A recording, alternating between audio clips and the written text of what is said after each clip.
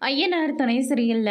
அடுத்த வர எபிசோட்ல புரோக்கர் இருந்துட்டு, சரி எனக்கு வந்து கால் பண்றாங்க. "நீ சொன்ன மாதிரியே ஒரு இடத்துக்கு அந்த பொண்ண நான் வர சொல்லியிருக்கேன்ப்பா. 2 பேரும் ஒருத்தர் மாத்தி ஒருத்தர் பேசிக்கோங்க.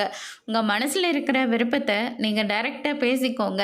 அப்பதான் உங்க வாழ்க்கைக்கும் இது சரியானதா இருக்கும். இல்லாட்டி அந்த பொண்ணு ஏற்கனவே இது 2வது கல்யாணம். கொஞ்சம் பார்த்து சூதானமா நடந்துக்கோப்பா" அப்படின்ற மாரி வந்து சொல்லிறாங்க. அதுக்கு அடுத்து தான் வந்து பார்த்தீங்கன்னா, சேரேன்னு இருந்துட்டு, அந்த பொண்ணு எப்படிப்பட்ட பொண்ணா இருந்தாலும் சரி, நான் கல்யாணம் பண்ணிக்க எனக்கு ஓகே தான். அந்த பொண்ணுக்கு சம்மதம்னா, அடுத்த முகூர்த்தத்திலே நம்ம கல்யாணம் பண்ணிக்கலாம் அப்படின்ற மாரி, நம்ம சேரன் வந்து முடிவோட கிளம்பி, அந்த பொண்ணு சொன்ன அந்த ரெஸ்டாரண்ட்டுக்கு போறாங்க. அந்த பொண்ணு நல்ல ஒரு மாடலா இருக்கு.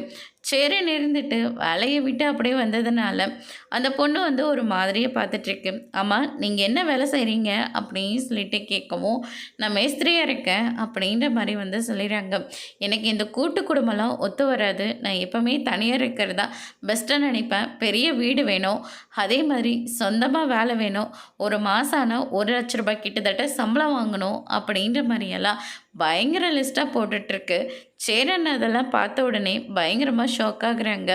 அதுக்கு அடுத்ததா இந்த சம்மதம் எனக்கு செட் ஆகணும்னு தெரியல ஆகாதோன்னு தோணுது புரோக்கரே. அதனால வேற ஒரு பொண்ண பாருங்க.